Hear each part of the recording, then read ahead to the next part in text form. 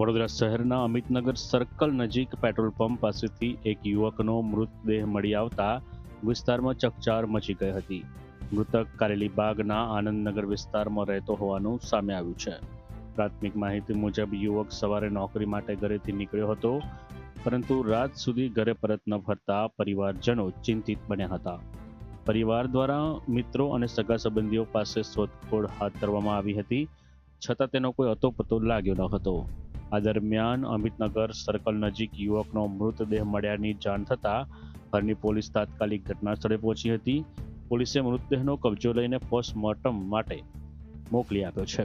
પ્રાથમિક તબક્કે અકસ્માત, આત્મહત્યા કે અન્ય કોઈ કારણસર મૃત્યુ થયું છે કે કેમ તે તમામ દિશાઓમાં તપાસ શરૂ કરવામાં આવી છે. પોસ્ટમોર્ટમ રિપોર્ટ બાદ જ યુવકના મોતનું સાચું કારણ સ્પષ્ટ થશે. મને રાતે મેં એને જોવા નીકળીને સવારે 8:30 ગયો હતો, તો આવ્યો નહીં. તો મેં ફોન કર્યો ને તો 11:30 વાત થઈ અને 3 વાગે વાત થઈ કે મેં કામ પર છું. પછી 7-8 વાગ્યા, પછી 9 વાગ્યા રાતના, પછી 10:30 મેં નીકળી જોવા. તો આ છોકરાઓ બધા બેઠા હતા, એમને પૂછ્યું તે કે અમને નહીં ખબર કે અત્યારે કે. તો પછી મેં થોડી વાત કરીને પાછી જતી રહી. પછી 11 વાગે આવી. મેં 11 વાગે આવી તો મેં એને કીધું કે હજી તરીકે ફોન બી નહીં ઉઠાવતો. મેં કીધું તમારા લોકોનો ફોન ઉઠાવે છે? તો કે એ લોકો કહે છે કે મારો બી ફોન નહીં ઉઠાવતો કે. પછી ત્રીજી વખતે આવીને તો પછી પેલા કાર્તિકે મને કીધું કે પેલા ડિક્કીભાઈએ કીધું છે કે ફોન નહીં ઉઠાવતો કઈ છે કે.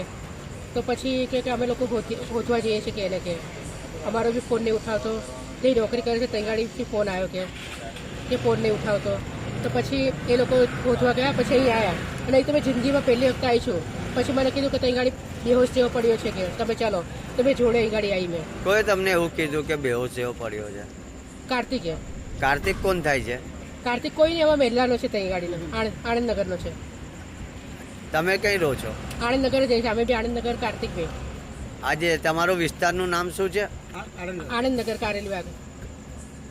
તમે કોણ થાવ છો છોકરાના? હોય